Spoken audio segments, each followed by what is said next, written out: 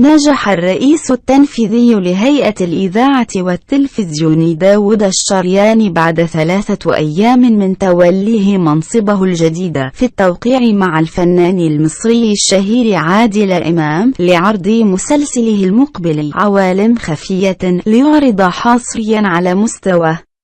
التلفزيونات الخليجية، وعرض أول على مستوى الوطن العربي على شاشة التلفزيون السعودي في شهر رمضان المقبل. وعلمت الحياة أن الصفقة التي وقعت مع الشركة المنتجة ماغنوم للإنتاج الفني شملت مسلسل طيعا للفنان عمرو يوسف، ويعد مسلسل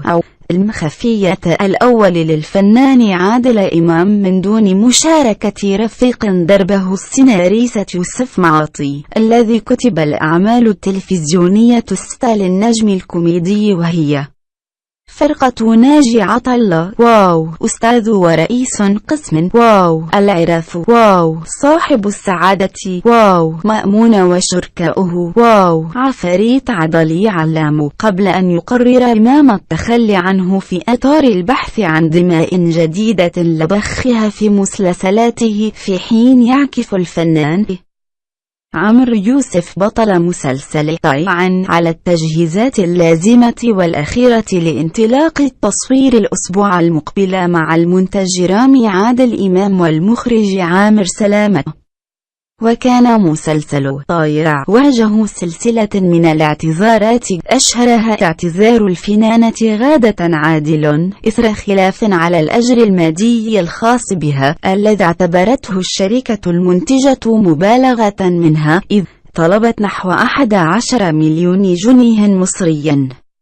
واعتبر استقطاب عملين عربيين بارزين في رمضان على الشاشة السعودية موشرا على توجه جديد ربما يغير من خريطة إنتاج التلفزيون السعودي في ظل عيد قدرة الأعمال المحلية على المنافسة في السنوات الماضية، وآخرها